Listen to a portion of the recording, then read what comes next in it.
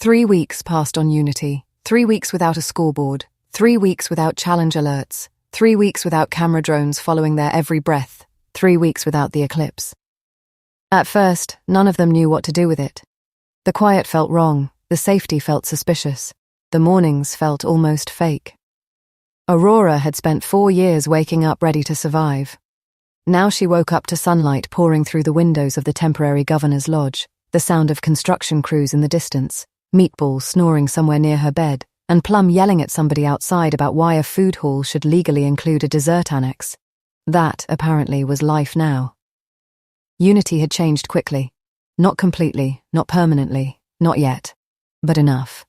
The empty hill where they had first stood was no longer just a hill. Temporary landing pads had been installed across the eastern ridge. Construction drones moved through the sky like metallic insects, carrying beams, panels, generators, and prefabricated housing units. Survey flags marked future roads. Water lines had been mapped. Power grids had begun spreading beneath the soil. The first medical station stood near the center of the settlement, small but functional. The first food hall was nearly complete, despite Plum's repeated attempts to redesign it emotionally rather than structurally. The first family dwellings sat in neat rows overlooking the valley, and every morning, more people arrived. Workers, engineers, farmers, doctors, teachers, families, dreamers. People who had watched Aurora win the 12th eclipse and decided that wherever she built next, they wanted to be part of it. That part still frightened her, more than the games ever had in some strange way. In the eclipse, danger was simple. Somebody tried to kill you. You stopped them. Here, the danger was quieter. What if she failed them?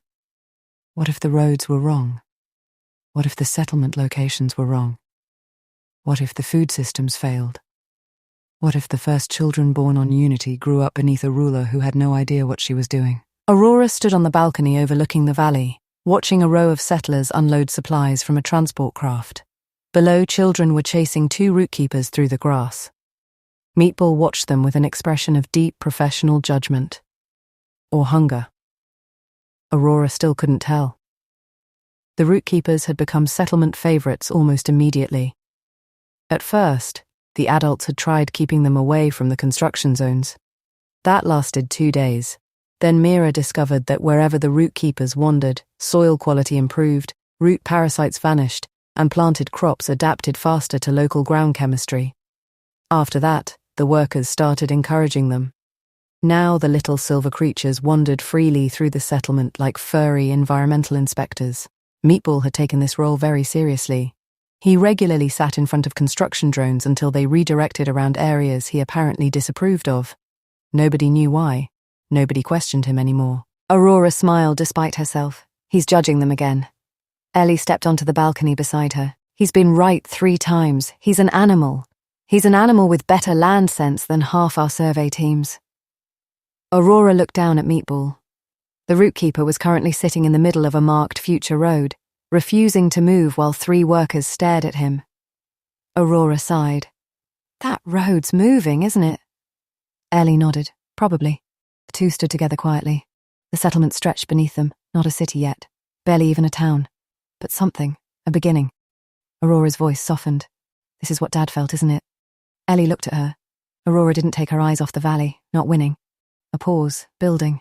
Ellie smiled faintly. Probably. Aurora swallowed. Winning was easier. Yes, that's annoying. Also yes, that made Aurora laugh. The sound carried into the morning air. For the first time in weeks, it didn't feel strange. Kenny and Celine had left on the first day, not because they wanted to, because Aurora asked them to. The conversation had been gentle, difficult, necessary. Everlight and Unity were hers now. Hers and Sparkle Doom's. Kenny could advise. Celine could support. But they couldn't build it for her. If they stayed too long, everyone would look to them first. The settlers, the officials, the workers. Even Aurora might. So they visited. They helped establish the first administrative channels. They introduced trusted advisors. They reviewed the initial security protections. Then they left. Celine had cried. Kenny had pretended not to. Aurora had cried after the ship was gone. Mira had sat beside her without saying anything. That had helped. Now, 3 weeks later, the absence of Kenny and Celine felt intentional. like training wheels removed from a machine already moving. Terrifying, but necessary. The decision to focus on one planet at a time had been made during the first official Unity planning meeting. Plum had opened the meeting by declaring that they should build a palace shaped like the Sparkle Doom logo. Ellie had immediately vetoed it. Mira had produced 7 infrastructure files, 3 settlement models, and a population intake projection before anyone else had finished their first drink. Pines had quietly tried to leave. Aurora had ordered him to sit back down. By the end of the meeting, they agreed. Unity first. Establish the first settlement. Secure food, water, power, medical services, and transport. Then move to Everlight. Not to govern it fully yet, just to explore, assess, begin. After that, they'd decide long-term roles. Who would oversee what? Who would live where? How the 2 worlds would function together. The words sounded simple. The reality was enormous. Still, the plan gave them direction. And direction made the impossible feel slightly less impossible. The 3 weeks became a blur of work. Aurora met with settlement crews every morning. At first, everyone bowed. She hated it. By the second week, she'd told people if they bowed while carrying construction equipment, she'd personally assign them to Plum's Desert Annex Committee. The bowing stopped, mostly. Ellie became terrifyingly useful. She helped design patrol routes, emergency response systems, and resource distribution models. By the end of week 2, people had started calling her Minister Dawnfall. She hated it. Plum loved it. Plum herself somehow became beloved among the workers. Nobody expected that. She had no patience for paperwork, no interest in political structure, no tolerance for boring meetings. But she understood morale. She visited work crews, made jokes, carried supplies, helped cook, sat with tired settlers, listened to people complain, then loudly complained with them until everyone felt better. By the 3rd week, the food hall had a mural of Plum wrestling a construction drone over a tray of bread. Plum insisted it was historically accurate. Mira had become the settlement's nervous system. She tracked everything: arrivals, supplies, energy output, medical inventory, soil reports, water quality, route keeper migration patterns, Meatball's road objections, all of it. At some point, one of the senior engineers accidentally called her Lady Mira. Mira had frozen. Aurora had smiled. The name stuck by dinner. Mira pretended to hate it. She did not hate it. Pines helped where he was needed, which, unfortunately for him, was everywhere. People knew him, the older workers especially. To them, he wasn't just Sparkle Doom's mentor. He was Pines of the Reapers.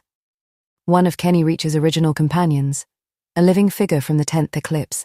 They asked for stories, advice, blessings. He gave none of those willingly, which only made people like him more. Aurora caught him one afternoon teaching children how to identify safe ground near riverbanks.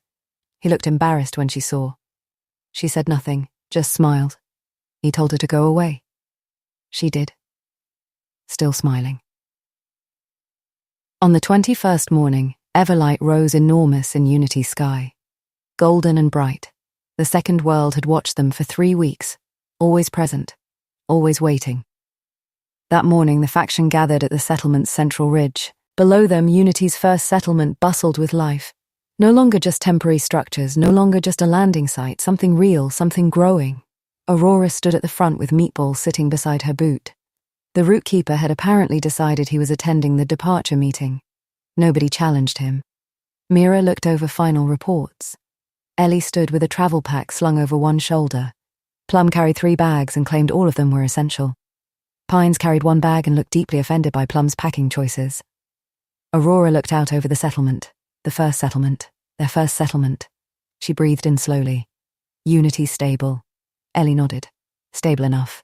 That's not as comforting. It's honest. Mira smiled. The temporary council can manage for several days. Supply systems are automated. Construction routes are locked. Medical inventory is full. Route keeper protection zones have been updated. Plum looked at Meatball. You hear that? You're legally protected. Meatball sneezed. Aurora smiled. Then it's time. Everyone turned toward the landing pad. Their transport waited, sleek, silver, ready. Beyond it, Everlight hung in the sky like a promise. The walk to the ship felt heavier than it should have. Not sad, just meaningful.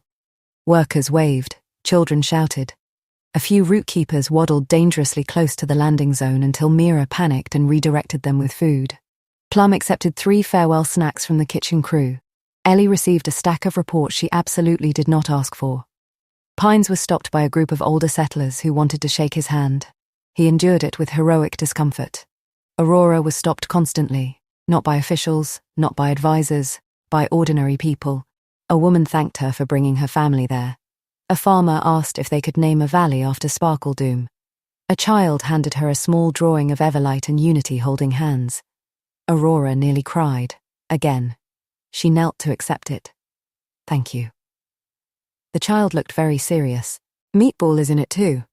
Aurora studied the drawing. Sure enough, a tiny silver blob sat between the two planets wearing what appeared to be a crown. Aurora laughed. I see that. He's important. He is. The child nodded, satisfied, then ran away. Aurora carefully folded the drawing and placed it inside her jacket. Pines watched from nearby. You all right? Aurora nodded. Yeah. He raised an eyebrow. She smiled. I'm just realizing the prize wasn't planets. Pines looked out over the settlement. No? Aurora shook her head. It was people. For once, Pines had nothing sarcastic to say. At the base of the ship ramp, the faction paused. Unity stretched behind them. Everlight waited above. Aurora turned to face the settlement one last time. 3 weeks ago, this had been empty wilderness. Now smoke rose from kitchen fires. Children laughed near the grasslands. Construction drones hummed overhead. Settlers worked, route keepers wandered. Flags bearing the new symbol of unity fluttered in the morning breeze. It wasn't finished. It wasn't perfect, but it was alive.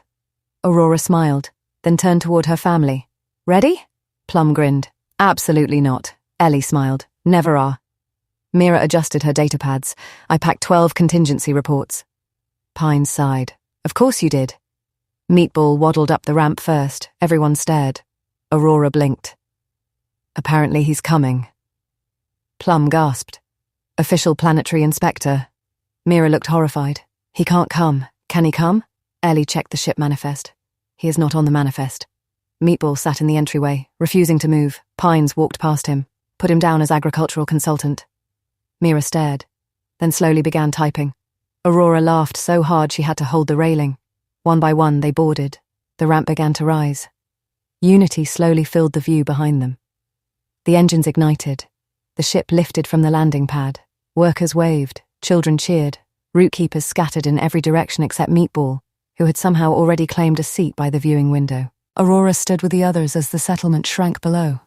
The valley opened beneath them. The rivers became silver lines.